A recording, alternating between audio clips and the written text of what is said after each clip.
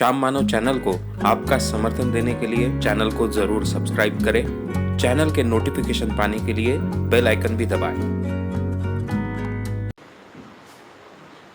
आदरणीय और प्यारे मित्रों, आज का अपना विषय है गांधी का हिंद स्वराज। आज पार्ट 1 होगा, कल पार्ट 2 होगा।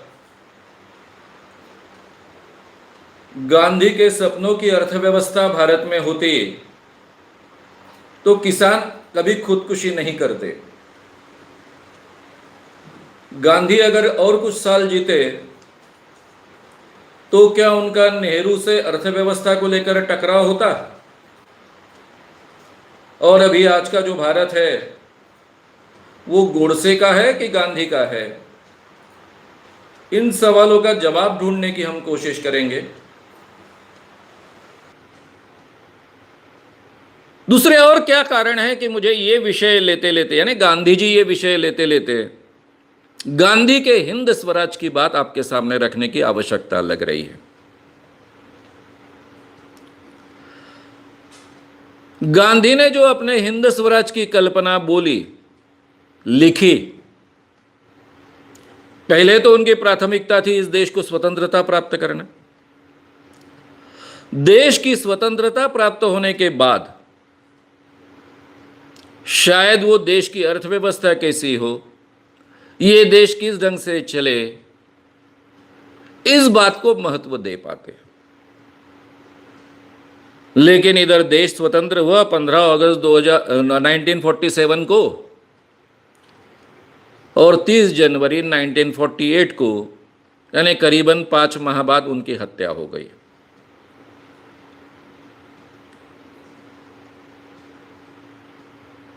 गांधी जिस ढंग से इस देश की अर्थव्यवस्था चले ऐसा उनको लगता था, उस ढंग की अर्थव्यवस्था इस देश ने स्वीकारी होती तो हमारे देश में आज जो किसान पर डे हर दिन 45 किसान आत्महत्या करते हैं, ये नहीं होता। अभी तक करीबन 4,03,75,000 किसानों ने आत्महत्या की है। आज देश में जो करीबन 3 करोड़ के ऊपर बेरोजगारी है, ये बेरोजगारी केवल पढ़े लिखे लोगों में नहीं है, ये बेरोजगारी जो लोग अनपढ़ है उनमें भी है। करीबन 3 से 4 करोड़ लोग इस देश में बेरोजगार है। ये अधिकृत नंबर है, अनधिकृत नंबर इससे भी बड़ा हो सकता है। तो ये बेरोजगारी की समस्या शायद वो अर्थव्यवस्था हमने स्वीकारी होती तो नहीं होती। और जो सरकार आज की है, गए 5 सालों से जिस ढंग से चल रही है, इसमें किसानों की आत्महत्या दुगनी बढ़ गई है, आगे भी बढ़ने वाली है, बेरोजगारी भी बढ़ने वाली है। ना किसानों की आत्महत्या रुक सकती है, ना बेरोजगारी की संख्या कम हो सकती है, क्योंकि ये सरकार जिस तरफ देश को ले जा रही है उसमें कुछ लोगों को उसका फायदा मिले। हम जैसे तो मध्यम वर्गीय लोग हैं, शायद उस फायदे का कुछ हिस्सा हम लोगों तक पहुंचे, लेकिन इस देश का जो गरीब तबका है और ज्यादा गरीब बने और ज्यादा बेरोजगार बने। इसी ढंग से हमारी अर्थव्यवस्था शुरू है, उसी दिशा में हमारा देश जा रहा है और उसमें बदलाव होने की गुंजाइश नहीं है।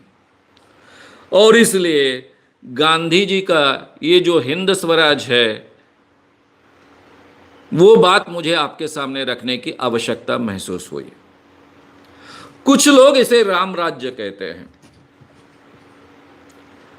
हालांकि ये राम राज्य शब्द करेक्ट नहीं है, लेकिन गांधी जी बहुत ही धार्मिक व्यक्ति थे। राम राज्य ये शब्द उनको बहुत अच्छा लगता था।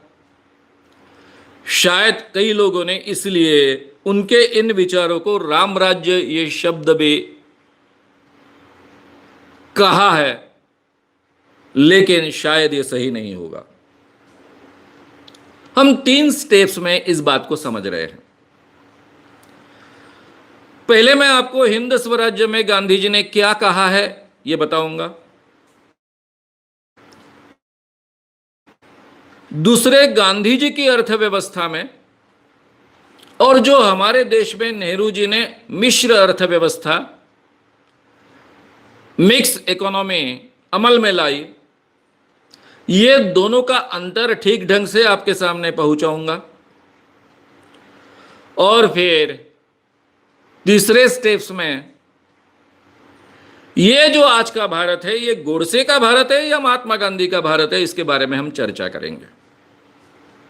मैंने तो शुरुआत ही की कि मेरा जन्म महात्मा गांधी के भारत में हुआ, तो महात्मा गांधी का भारत का मतलब क्या होता है, गोडसे के भारत का मतलब क्या होता है, ये दोनों में अंतर क्या है, सही में इतना अंतर निर्माण हो रहा है नहीं हो रहा है, इस बारे में हम बहुत ही अच्छे ढंग से बाद में चर्चा करेंगे।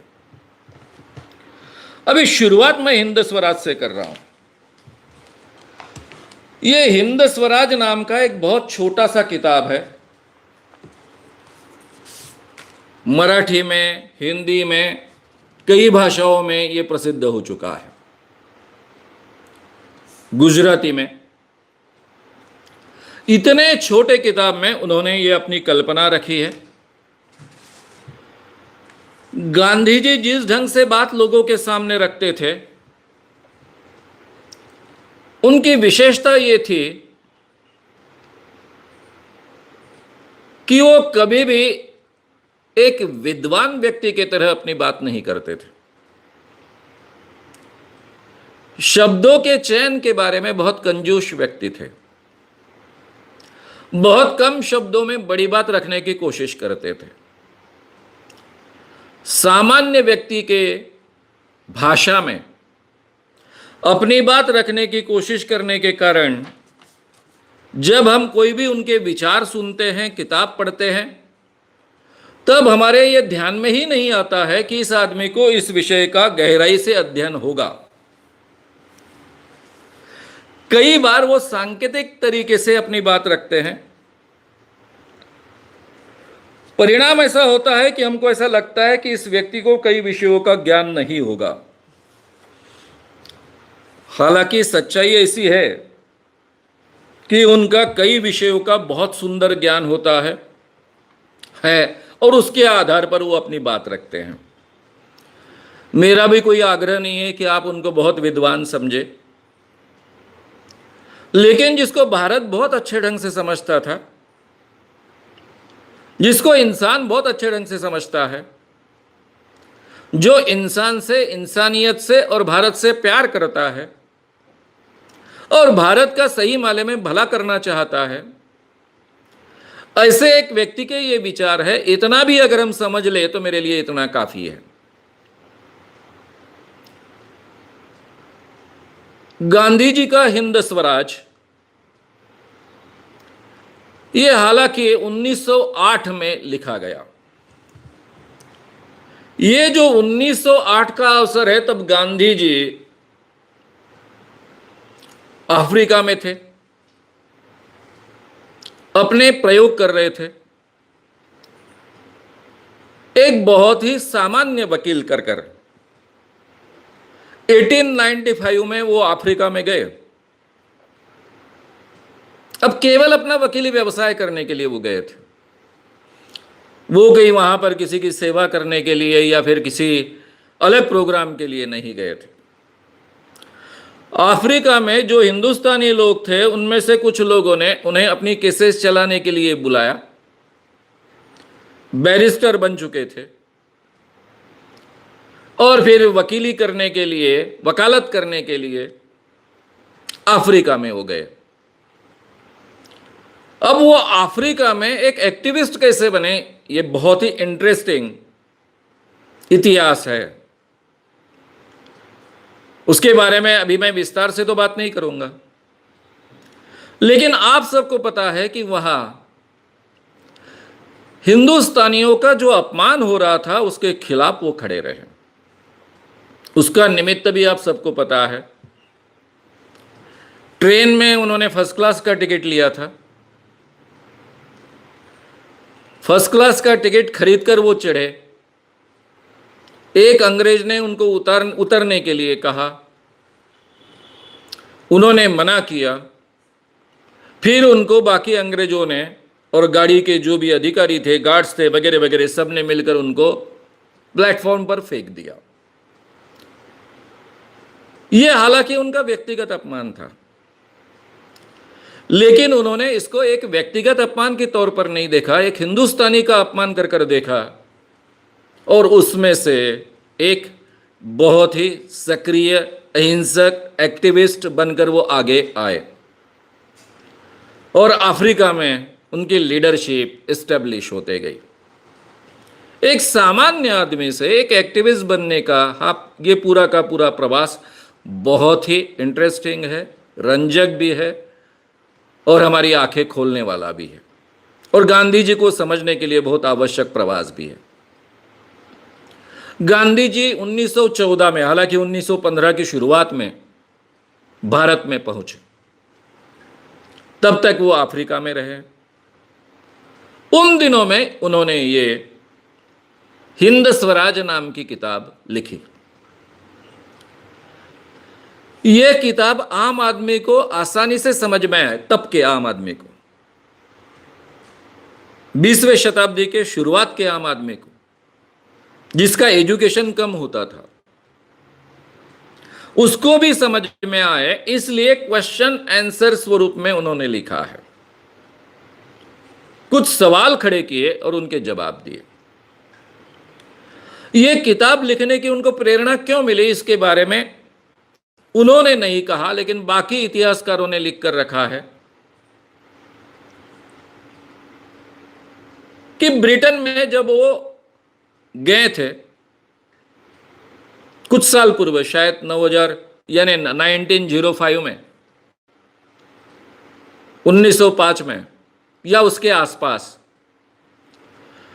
तब वहां के भारत के जो स्वतंत्रता आंदोलन में सक्रिय लोग थे, उन्होंने कुछ सवाल उनके सामने खड़े किए। कुछ इतिहासकार ये भी कहते हैं कि उसमें स्वातंत्र्य वीर सावरकर, जिनको आगे कहा गया वीरा सावरकर, वे भी थे। उन्होंने भी कुछ सवाल खड़े किए थे कि आपकी भारत के बारे में कल्पना क्या है। और शायद इस कारण ये जो यंग जनरेशन ने उनके सामने ये सवाल खड़े किए थे, इन सवालों का जवाब ढूंढने की कोशिश में उन्होंने ये किताब लिखी। जनवरी 1919 में ये प्रसिद्ध हुई। तब गांधी जी का कांग्रेस से कोई खास संबंध नहीं था, ना ही वो कांग्रेस के माने जाते थे, ना ही वो किसी कांग्रेस के आंदोलन से जुड़े हुए थे। करीबन 30 साल बाद 1938 में जब वो पूरे भारत के लीडर बन चुके थे, कांग्रेस उनके शब्दों के आधार पर चलती थी, तब उन्होंने ये किताब फिर से प्रसिद्ध की और उसकी प्रस्तावना में उन्होंने लिखा, 14 जुलाई 1938 के प्रस्तावना में उन्होंने लिखा कि मुझे इस किताब में कोई बदलाव करने की जरूरत महसूस नहीं होती।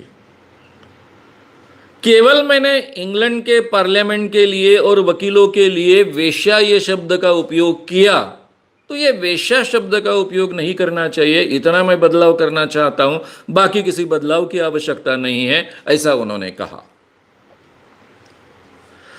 यह किताब बहुत ही प्राथमिक है, इसके इंटरप्रिटेशन की बहुत आवश्यकता है।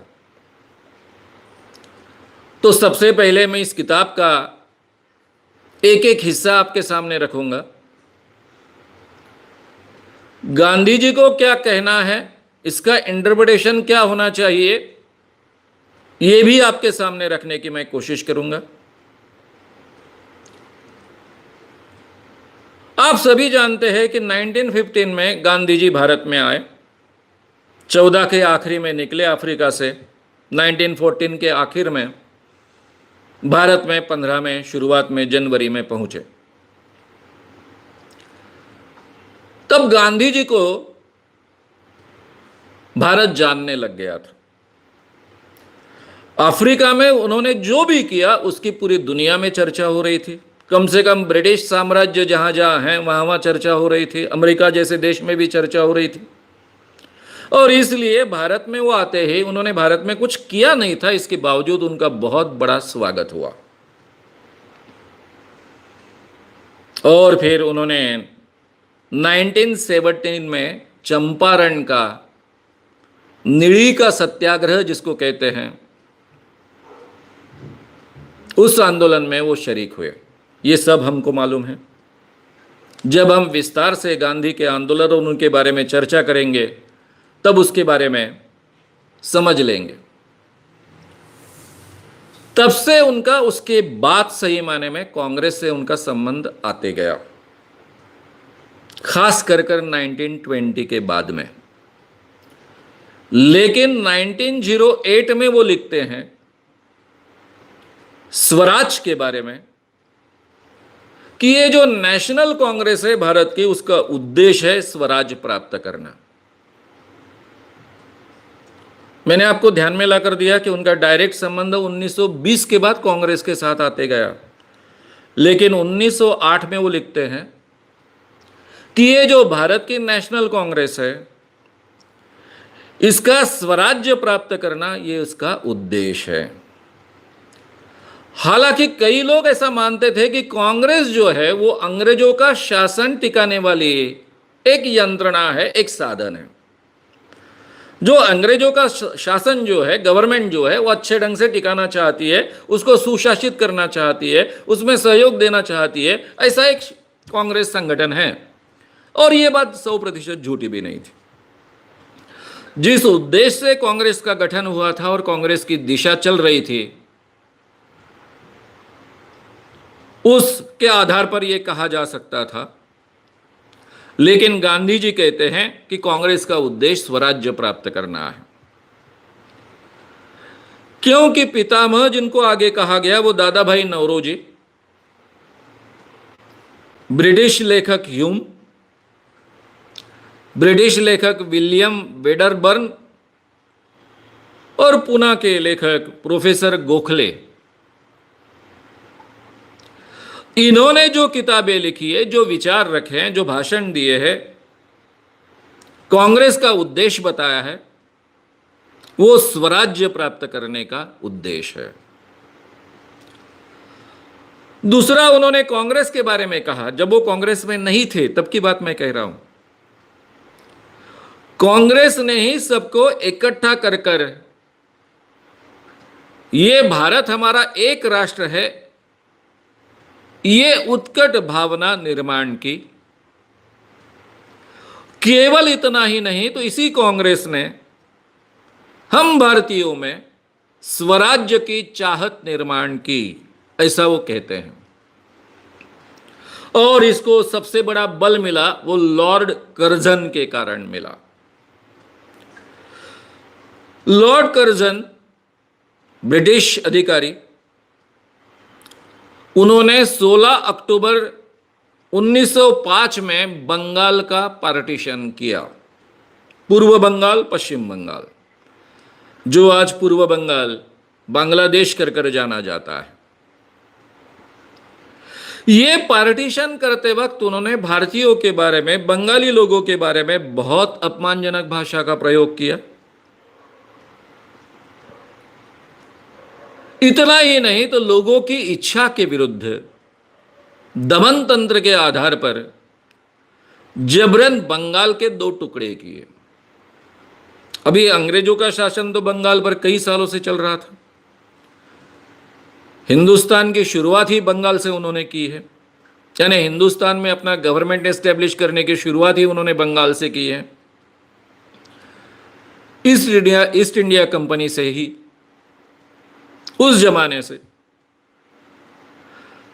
उसके कारण केवल बंगालियों में नहीं, पूरे भारत में स्वराज की डिमांड बढ़ी। पूरे भारतवासी इकट्ठा होते गए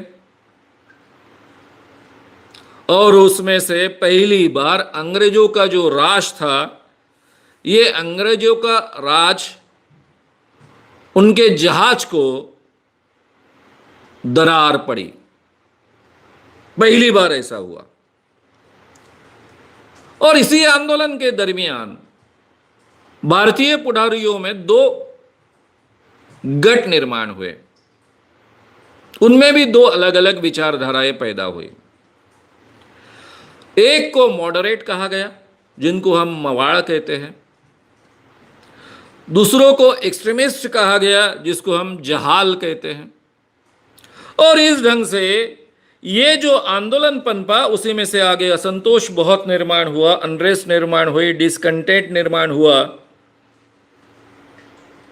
और पूरे भारतीय आंदोलन को एक स्वराज की ओर मोड़ने वाली दिशा प्राप्त हुई, ये वो कहते हैं। और इसीलिए उन्होंने ये 1905 में ये हुआ और 1908 में वो लिखते हैं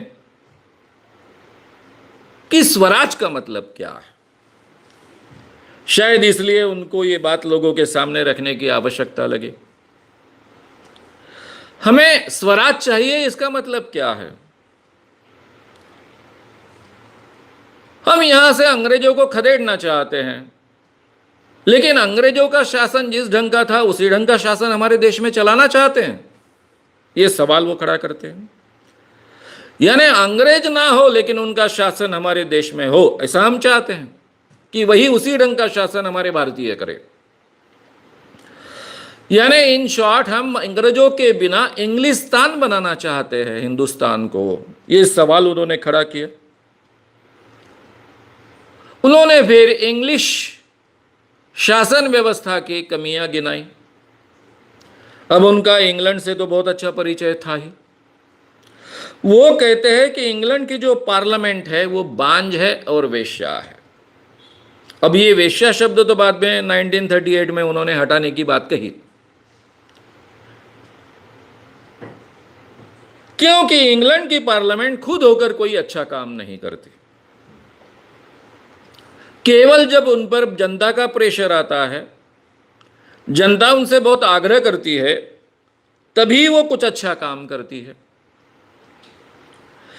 पार्लियामेंट के जो सदस्य हैं वो स्वार्थी है, ढोंगी है, ये भी वो कहते हैं। जो प्राइम मिनिस्टर होते हैं इंग्लैंड के, ब्रिटेन के, वे अपने पक्ष का यानी अपने पार्टी का स्वार्थ पहले देखते हैं, सत्ता का स्वार्थ देखते हैं और फिर जनहित के बारे में सोचते हैं। और ये जो ब्रिटिश वोटर है, आम जनता है, वो भी पेंडुलम जैसी है। लेकिन उन्होंने ब्रिटिश जनता की बहुत तारीफ की। उन्होंने कहा कि ये ब्रिटिश जनता जो है वो अपनी स्वतंत्रता कायम रखने के बारे में बहुत ही आग्रही है, वो हमेशा अपनी स्वतंत्रता कायम रखने की कोशिश करती है। ये भी बात उन्होंने बहुत ही आग्रह से कही है। अब ये जो कुछ दोष निर्माण हुए, इसके पीछे का उनका आकलन क्या है, वो क्या कारण है इसके पीछे का, वो बताते हैं, वो भी हम देखेंगे।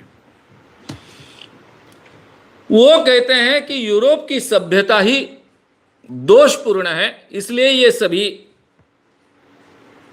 कमियां निर्माण हुई है। उसके पीछे का कारण क्या है? तो इस सभ्यता में यानी पाश्चिमात्य सभ्यता, वेस्टर्न कल्चर जिसको हम कहते हैं, यह सभ्यता शरीर सुख पर बहुत आधारित है, बाह्य चीजों में ही ज्यादा इंटरेस्टेड है। शरीर सुख और बाह्य चीजों का भोग, इसी में अपनी सार्थकता और पुरुषार्थ ढूंढती है। मॉरल वैल्यूज की बहुत कमी है, इसमें नीति धर्म की बहुत कमी है, ये उन्होंने कहा। ये वेस्टर्न सभ्यता की जो व्याख्या है प्रोग्रेस की, रहने के लिए एक बड़ा सा घर, अच्छे अच्छे कपड़े, बेहतर शस्त्र, स्पीडी व्हीकल्स और ज्यादा उत्पाद करने वाले यंत्र। इसी के आधार पर वो प्रोग्रेस करना चाहते हैं, इसी को वो प्रोग्रेस कहते हैं। और जिस प्रोग्रेस में बहुत ज्यादा डॉक्टर हो, यानी बहुत ज्यादा रोगी हो, बहुत ज्यादा वकील हो, यानी आपस में बहुत झगड़े हो, ऐसी एक सभ्यता उन्होंने निर्माण की है। पहले के जमाने में किसी को गुलाम बनाने के लिए उस पर कब्जा किया जाता था, कब्जा कर कर उस पर शासन किया जाता था। लेकिन ये जो वेस्टर्नाइज सभ्यता है, कल्चर है, ब्रिटिश सभ्यता है, इन्होंने इस ढंग की चीज इजाद की कि उनको किसी पर कब्जा करने की आवश्यकता नहीं है। वो पैसों की और चैन की लोगों को लालूच देते हैं, और लोग जब इस पैसा प्राप्त करने के लिए, चैन प्राप्त करने के लिए उसमें फंस जाते हैं तो उसके आधार पर उनको गुलाम बनाते हैं। तो ये लोगों को, आम जनता को गुलाम बनाने वाली सभ्यता है, रोगी सभ्यता है, ये भी उन्होंने कहा। उसके बाद में उन्होंने कहा कि भारतीय सभ्यता में और इसमें फर्क क्या है, ये बताने के लिए उन्होंने कहा, हमने हमारा हिंदुस्तान कैसे गंवाया। मुझे लगता है आप सबको इस बात की कल्पना है। हमारे देश की तब पाकिस्तान, भारत एक था। तब भारत की लोक संख्या 19वीं शताब्दी में करीबन 30 करोड़ थी। जब से ब्रिटिश लोग भारत में आए और ब्रिटिश लोगों ने भारत छोड़ा, ये पूरे 150-200 सालों में कभी भी एक समय में 1 लाख से ज्यादा ब्रिटिश लोग हमारे देश में नहीं थे। इसका मतलब ऐसा है कि 1 लाख ब्रिटिशों ने 30 करोड़ से लेकर 40 करोड़ की जनता पर राज किया है। केवल राज नहीं किया है, जब आए थे तब तो व्यापार करने के लिए आए थे। यानी केवल 1 लाख ब्रिटिशों ने पूरे भारत पर कब्जा प्राप्त किया और 150 सालों तक उस पर राज किया। 30 करोड़ से 40 करोड़ जनता पर केवल 1 लाख लोगों ने यह राज किया है। तो हमने अपना हिंदुस्तान कैसे गंवाया? हम में जो लोग थे जो झटपट अमीर बनना चाहते थे, इस लोभ से हमने ही इन व्यापारियों को, यानी ब्रिटिश लोग व्यापारी थे, उनको हिंदुस्तान दिया है। ब्रिटिशों ने हमसे हिंदुस्तान नहीं लिया, हमने उनको दिया, सौंप दिया। वो पहले से उनके पास बहुत अच्छे शस्त्र थे, व्यापारी थे, व्यापार करना जानते थे, दूसरों को बांटना जानते थे। हमारे यहां हिंदू मुस्लिम बैर निर्माण किया, आपस में झगड़े लगा दिए। इन झगड़ों में हमने हमेशा ईस्ट इंडिया कंपनी की मदद मांगी और फिर धीरे धीरे ये ईस्ट इंडिया कंपनी ने मदद के बदले पूरे भारत में कब्जा स्थापित करने का काम किया। ये भी बात हमको वो याद दिलाते हैं। ये कंपनी व्यापार और लड़ाई, यानी शस्त्रों का उपयोग, इन दोनों में एक्सपर्ट थी और इनको मॉरलिटी, नीति अनीति, इसका कोई डर नहीं था, ना ही इस बात के लिए कभी वो चिंता करते थे। इसलिए उन्होंने बहुत अच्छे ढंग से इस पर कब्जा प्राप्त किया, देश पर। इंग्लैंड ये व्यापारियों का राष्ट्र है, ऐसा केवल गांधी जी नहीं कहते, नेपोलियन भी कहते थे। और धीरे धीरे हम ही ने हमारे लोभ के कारण पूरा हिंदुस्तान उनके कब्जे में दिया और आज भी वो वैसे ही रहने दो, ये हमारी मानसिकता कई लोगों की है, ऐसा वो कहते हैं। हिंदुस्तान की ये दशा क्यों हुई, इसके पीछे वो कुछ बहुत अच्छे तार्किक कारण हमको सुनाते हैं। हम में से कई लोगों को ऐसा लगता है कि भारत में जो रेलवे आए या फिर इस ढंग के सुधार आए, तो अंग्रेजों ने वो भारत को सुधारने के लिए ये सब सुधार लाए हैं, ऐसा कई लोगों को लगता है। लेकिन महात्मा गांधी हमारे ध्यान में लाकर देते हैं कि ये केवल इसके लिए नहीं हुआ है। रेलवे भारतीय लोगों का भला करने के लिए नहीं लाई गई। पूरे भारत में इतना बड़ा जो एरिया है, उस पर ब्रिटिश रूल एस्टेब्लिश करने के लिए रेलवे लाई गई, ताकि एक जगह से दूसरी जगह तुरंत कुछ दिनों में स्पीडीली सैनिक पहुंच सके, शासन का जो कब्जा है उसको मजबूत कर सके। ये रेलवे के साथ में बाकी भी चीजें हुई। रोगों का फैलाव हुआ, एपिडेमिक जिसको हम कहते हैं, जो रोग फैलते हैं उनका फैलाव बड़े पैमाने पर हुआ। पहले हमारे गांव बहुत स्वतंत्र थे, गांव गांव में बड़े पैमाने पर अनाज उपलब्ध रहता था, अकाल पड़ने पर भी हमारे यहां लोगों की मृत्यु नहीं होती थी, क्योंकि बचा हुआ अनाज पूरे गांव को बचा लेता था। रेलवे आने के बाद में जिस ढंग की योजनाएं, जिस ढंग का व्यापार ब्रिटिशों ने पूरे देश में निर्माण किया, उसका परिणाम ऐसा हुआ कि खेती उपज कर अनाज बेचते गए और अकाल में बड़े पैमाने पर लोग मारे गए। रेलवे ने यह भी काम किया। पहले हमारे जो तीर्थ थे पूरे भारत के,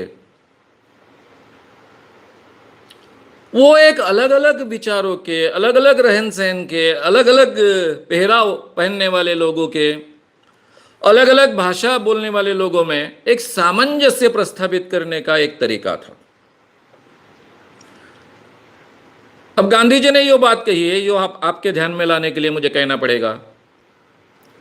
समझो एक मुंबई का मानुस है, उस मुंबई के मानुस को काशी जाना है, बनारस जाना है, तो 200 साल पहले वो काशी के दर्शन को जाता था। तो जाते वक्त किस रास्ते से जाएगा, कैसे जाएगा? पैदल जाएगा या फिर बैलबंडी से जाएगा? जाने के उसको 2 माह लगेंगे, 1 माह लगेगा। जाते जागे जगह जगह रुकेगा, जहां जहां रुकेगा ये तीर्थ यात्रा को जा रहा है, इसलिए लोग उसको सम्मान करेंगे, उसको खाना देंगे, उसको मदद करेंगे। अलग अलग लोगों के साथ में उसका परिचय होता था, भाईचारा बढ़ता था। अलग भाषा है, अलग भेष है, अलग तरीका है जीने का, लेकिन अब सब एक है, ये धारणा उसमें से पनपती। यानी ये तीर्थ के पर्यटन के कारण लोग आपस में एक दूसरे के साथ में जुड़ते थे और अलग अलग विचारधाराएं, अलग अलग भाषाएं, अलग अलग पहराव वाले लोग, अलग अलग थोड़ी सी कल्चर डिफरेंट होने वाले लोग एक दूसरे के साथ में जुड़ जाते थे। अब रेलवे आए तो लोग जाने लग गए, क्योंकि उनकी धारणा थी पवित्र स्थले जाना है। तो आप देखेंगे कि वहां पर बड़े पैमाने पर लोग आते हैं, चोर डकैत भी आते हैं। हमारे सभी पवित्र स्थल सही माने में गंदगी फैलाते हैं। ये सब भी काम रेलवे ने किया।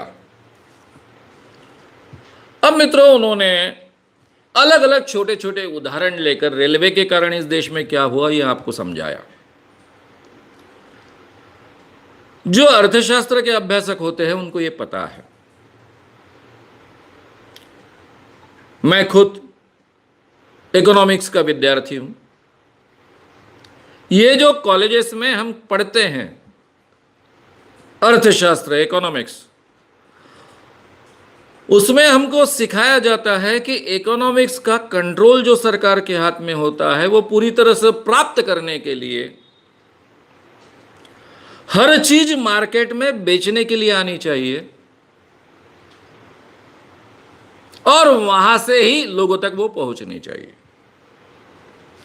यानी कोई एक पैदा कर रहा है और वो डायरेक्टली किसी को जो उपभोक्ता है उसको दे रहा है, ऐसा अगर होता है तो उस पर इकोनॉमिक्स का कंट्रोल नहीं रहता है और फिर इकोनॉमिक्स के नियम वहां ठीक ढंग से लागू नहीं होते हैं।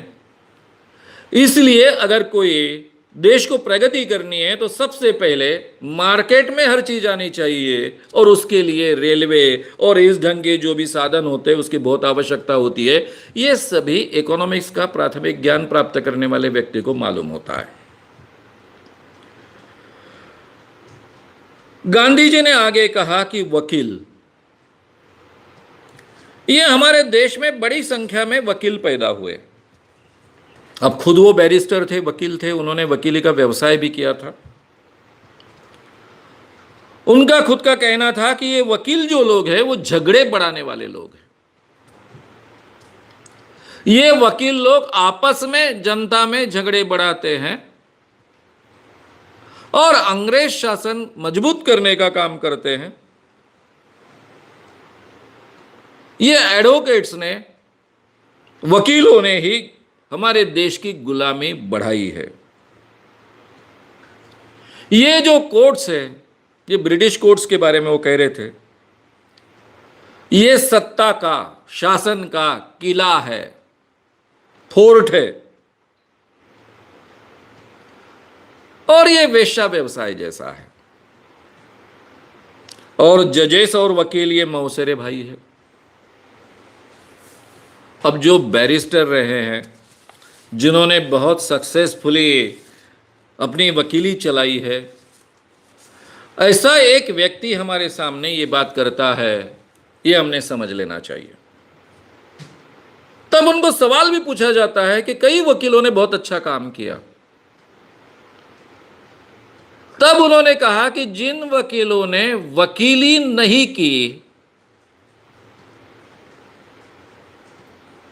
वही वकीलों ने बहुत सुंदर काम किया। पंडित जवाहरलाल नेहरू खुद बैरिस्टर थे, डॉक्टर बाबा साहब अंबेडकर भी बैरिस्टर थे। स्वतंत्रता आंदोलन में शरीक हुए काफी लोग बहुत बड़े बड़े वकील थे।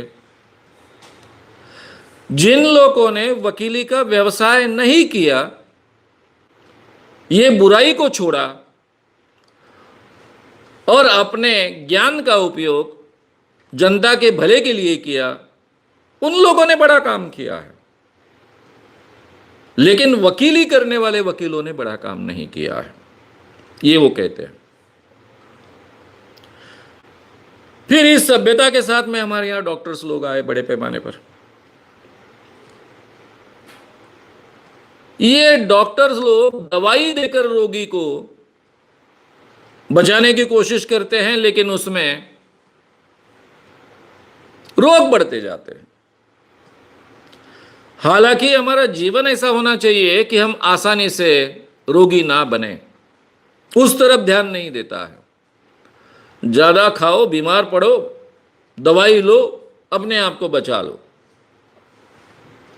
ये डॉक्टर्स है, हॉस्पिटल्स है, ये किसी भी समाज का एक निरोगी चेहरा नहीं हो सकता है। ये रोग के लक्षण है, ऐसा वो कहते हैं।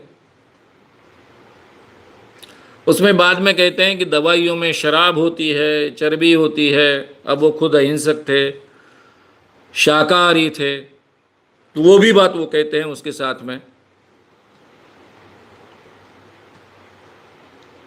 इन शॉर्ट उनका कहना ऐसा है कि यहाँ की डॉक्टरी व्यवस्था जो है, पाश्चिमात्य डॉक्टरी व्यवस्था हमारे देश में आई, वो इंसान को निरोगी नहीं बनाती, रोगी बनाती है और उसको ठीक करने का काम करती है। ये भी गलत बात है।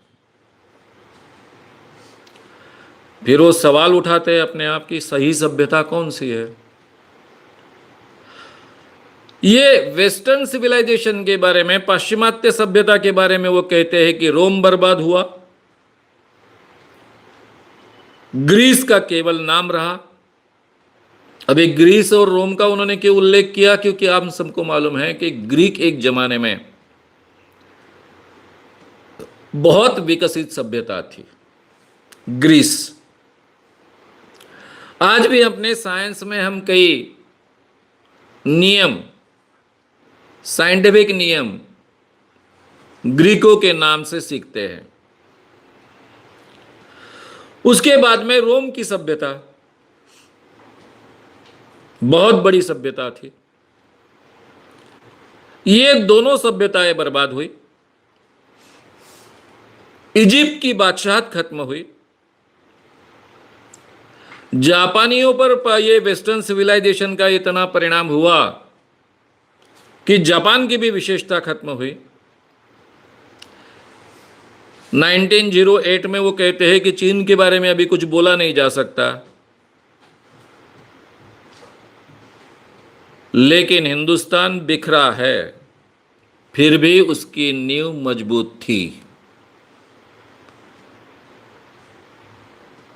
यहां की जो हिंदी संस्कृति है, उन्होंने हिंदू नहीं कहा, वो अपने आप को सनातनी हिंदू कहते थे, हिंदू धर्म को मानते थे। जब भी उनसे पूछा जाता तब भी वो कहते मैं सनातनी हिंदू हूं, लेकिन उन्होंने हिंदू संस्कृति नहीं कहा, हिंदी संस्कृति कहा। हिंदी संस्कृति को यहां धक्का नहीं पहुंचा, क्योंकि हमारे भारतीय परंपरा में ये जो सुख दुख है ये मन के कारण होता है। ये बात हम बहुत अच्छे ढंग से समझते हैं, और इसीलिए जो शरीर की भोग वासना है उसको हम कम महत्व देते हैं। एक जमाने में भारतीय सभ्यता बहुत प्रगत थी, वहां भी उन्होंने बहुत प्रगति की थी, लेकिन धीरे धीरे उनके समझ में आया कि ये शारीरिक भोग से कुछ प्राप्त नहीं होता। इसलिए गए हजारों सालों से हमने सादगी का व्यवहार अपने जीवन में ग्रहण किया। हमारे हल, छोटे से घर, जीवनावश्यक शिक्षा वैसे ही रखी। हर व्यक्ति अपने कर्तव्य करे, अपना व्यवसाय करे, नियम से दाम ले, ये व्यवस्था हमने अपने पूरे देश में गए कुछ हजार सालों में निर्माण की। शहरों की संस्कृति बढ़ाई नहीं, इसलिए जिसको सोनेरी टोलियां कहते हैं, जो लोगों को लूटने का काम करते हैं, ऐसी टोलियां ज़्यादा बढ़ी नहीं, बेश्या बस्तियां बढ़ी नहीं। देहातों में ही हमने संतोष माना। हमारे देश में भी, देहातों में भी कोर्ट थे, वकील थे, वैद्य थे, लेकिन वे लोगों को लूटते नहीं थे, पैसों के लिए काम नहीं करते थे, वो नियम के अनुसार काम करते थे और आवश्यकता के अनुसार गांव उनको संभालता था। वे गांव के आश्रित थे, ये पूरे गांव की जिम्मेदारी थी उनको जिंदा रखना। यहां के सामान्य लोग जो थे वो स्वतंत्र थे। मित्रों, ये जो बातें हैं इसका मैं इंटरप्रिटेशन बहुत अच्छे ढंग से आपके सामने रखूंगा, क्योंकि गांधी जी को ये बातें समझाने की तब आवश्यकता ही नहीं लगी। ये 1908 में वो बात कर रहे हैं। आम इंसान को जो देहात मालूम है उसके आधार पर ये बात कर रहे हैं। आज हमें उस देहात की जानकारी नहीं है, उसकी कल्पना नहीं है। इसलिए हमें ये बातें विश्वसनीय नहीं लगती है। इसके लिए एक बहुत ही सुंदर किताब का नाम मैं आपके सामने लूंगा। गांधी जी ने इस किताब को बहुत महत्व दिया था। हिंदुस्तान का आर्थिक इतिहास, रमेश चंद्र दत्त इन्होंने लिखा। और मुझे लगता है कि जैसा गांधी जी ने कहा, काफी लोगों ने कहा, यूरोपियंस लोगों ने भी इस किताब की निष्पक्षता के बारे में, ये तटस्थता से किताब लिखी गई है, इसके बारे में बहुत ही अच्छे रिमार्क्स दिए हैं।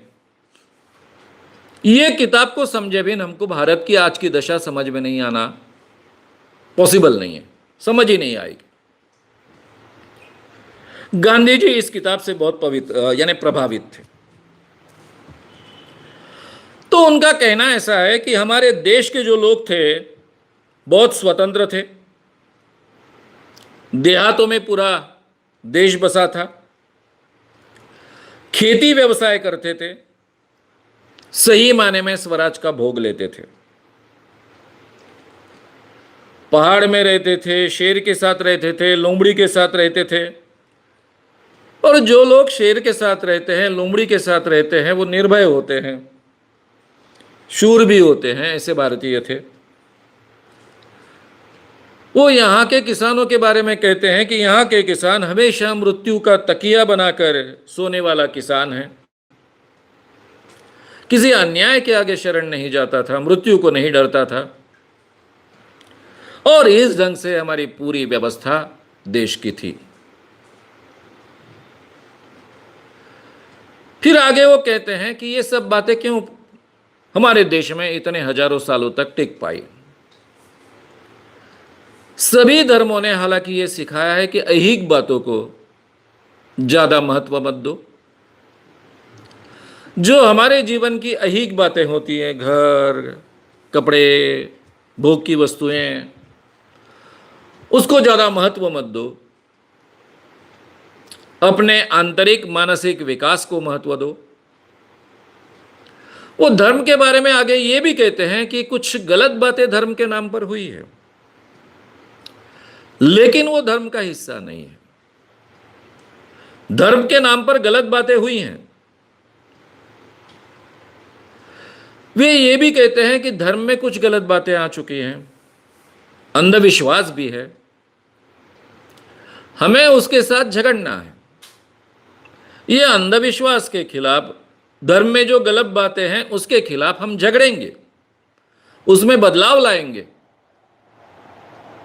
लेकिन जो मूल धारणा है जीने की, ये बहुत महत्व की है, जो भारतीयों ने ग्रहण की, इसीलिए भारत 5000 सालों तक टिका रहा। अब मित्रों,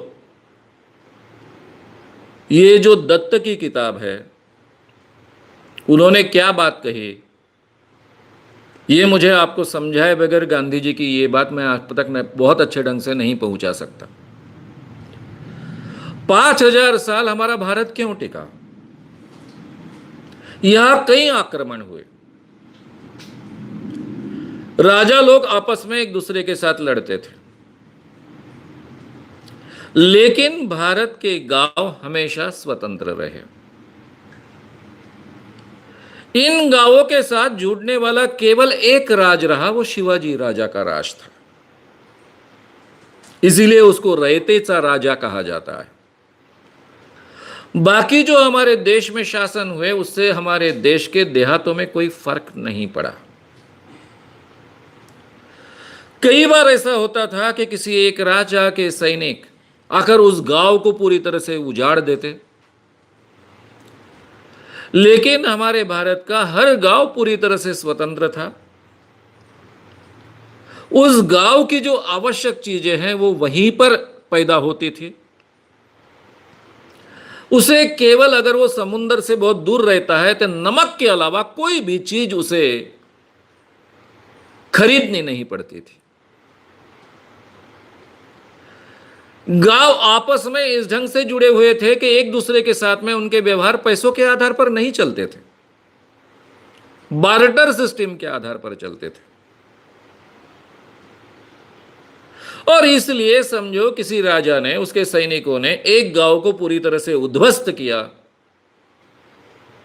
आसपास के 2-3 गांवों को उद्ध्वस्त किया, तो भी आगे के 2-3 सालों में वो गांव पूरी तरह से फिर से जीवित हो उठते थे। उस गांव के जो जो काम करने वाले रिश्तेदार हैं वो दूसरे गांव से वहां आकर बस जाते और फिर से ये पूरी तरह से खत्म हुआ गांव खड़ा हो जाता था। अब गांव की जमीन तो राजा उठाकर नहीं ले जा सकता है, गांव के घर यानी जला सकता है, लेकिन जमीन तो नहीं ले जाता है। घर भी आसपास के साधन से ही बनते थे, इसलिए पूरा का पूरा गांव ध्वस्त हुआ। वो गांव 2-3 साल में फिर से खड़ा हो जाता, पहले जैसे जीना शुरू हो जाता। इसलिए इस देश में कई बार आक्रमण हुए, फिर भी हमारे भारत के गांव जीवंत रहे। 800 सालों के ऊपर मुस्लिम आक्रमण हुए। मुस्लिमों की एक खासियत थी कि उन्होंने इस गांव की व्यवस्था को धक्का नहीं पहुंचाया, उल्टा उस गांव की व्यवस्था में वो सम्मिलित हुए, या फिर गांव की व्यवस्था में जो लोग सम्मिलित थे उन्होंने मुस्लिम धर्म या फिर बाद में क्रिश्चियन धर्म स्वीकारा। इसलिए उससे गांव की व्यवस्था में कोई अंतर नहीं आया, खास कर मुस्लिम धर्म। इसलिए गांव जीवित रहे, चाहे उतने आक्रमण हुए फिर भी भारत जिंदा रहा। ये पूरे दुनिया को अचरज का विषय है कि इतने सालों तक अलग अलग आक्रमण होते रहे फिर भी भारत कैसे जिंदा रहा। इतनी विविधता जिस देश में है, इतनी विविध भाषाएं हैं, धर्म भी एक नहीं है, मान्यता भी एक नहीं है। कहते हैं हिंदू धर्म है लेकिन वो एक नहीं है, उसमें अलग अलग विचारधाराएं हैं, अलग अलग परंपराएं हैं। इसके बावजूद 5000 सालों तक ये हिंदुस्तान, या फिर जिसको हम भारत कहें, नाम कुछ भी दे, ये इतनी विपरीत परिस्थितियों में कैसे जिंदा रहा। इसका बहुत सुंदर जवाब गांधी जी के विचारों में, और मैंने जो कहा दत्त की किताब में हमें मिलता है। मैं 5 सेकंड में कल रात को 8 बजे आगे की बात आपके सामने रखूंगा, जिससे जो गांधी जी ने हिंद स्वराज में जो कहा है, अभी हिंद स्वराज की बातें खत्म नहीं हुई, लेकिन इन बातों के साथ में वो बात मैं आपके सामने रखूंगा। सही माने में अगर मुझे कोई पूछे तो मैं कहूंगा, अगर हमको भारत को समझना है तो हिंद स्वराज को समझना आवश्यक है, तो सही माने में हम भारत को समझ पाएंगे कि हमारे भारत की व्यवस्था क्या थी, हमने आज उसकी व्यवस्था क्या की है। जिसको हम आज प्रगति समझ रहे हैं वो प्रगति है क्या। जिस देश में 35% से लेकर 40% लोग दरिद्रता के नीचे जीते हैं, जिस देश में रोज 45 किसान आत्महत्या करते हैं, जिस देश में 3 करोड़ से लेकर 4 करोड़ तक बेरोजगारी की समस्या है, ये हमारा भारत एक शक्तिशाली देश है। इसके बारे में हमें सोचना बहुत आवश्यक है। श्याम मानव चैनल को आपका समर्थन देने के लिए चैनल को जरूर सब्सक्राइब करें। चैनल के नोटिफिकेशन पाने के लिए बेल आइकन भी दबाएं।